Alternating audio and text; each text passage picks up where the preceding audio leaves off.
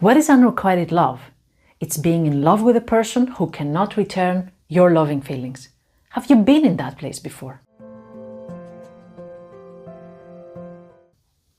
Welcome to Anti-Loneliness, videos with answers to your questions on relationships, mental health, self-awareness and self-growth. I'm Vasia Sarandopoulou and I'm a psychologist, and today I will try to give you some insights on what we call as unrequited love. First of all, what is it?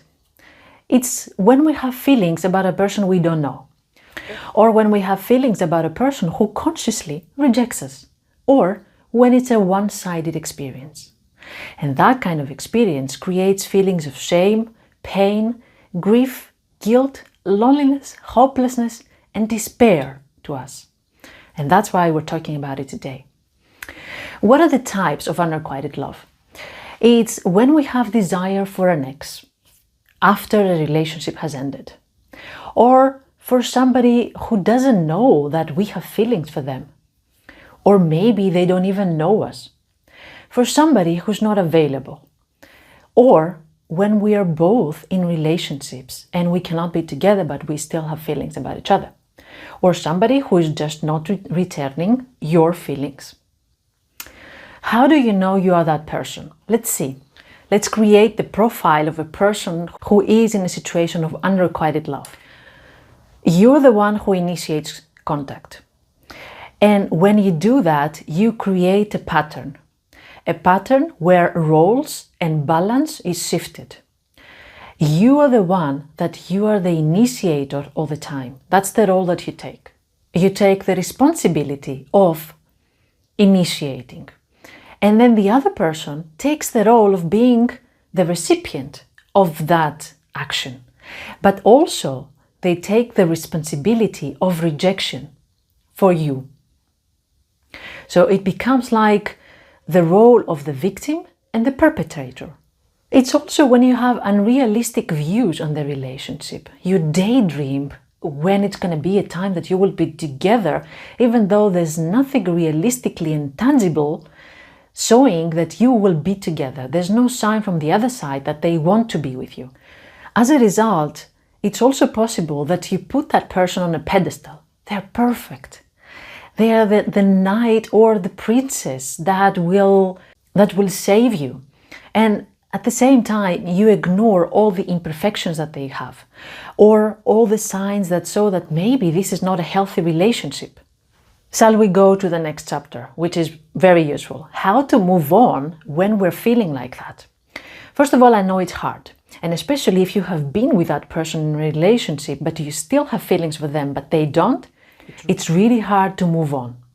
Allow yourself then time to grieve the past relationship, but at the same time set some important boundaries. No back and forth. It is important that you have a clear conversation with the person and then unchain yourself from them. Set your boundaries. You cannot chit-chat in the middle of the night. There's a big chance that they can stand their loneliness or their insecurities and they're using you as a buffer. But once their confidence is back, you will be again rejected and forgotten. Chatting in the middle of the night is a privilege for only those who want to be with you and they're ready to commit for that. If they reach out to you, check whether they really mean it or it's just part of the chase game. Also focus on yourself. Surround yourself with people who like you, who are there for you and they don't need you to chase them. You're not doing that game anymore. Chasing, hiding, going behind, pushing, pulling. And now something tricky for you to do. Look at your own fears.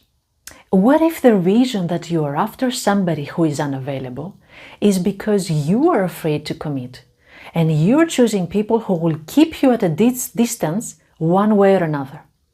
Sometimes we human beings do things like that without consciously realizing it.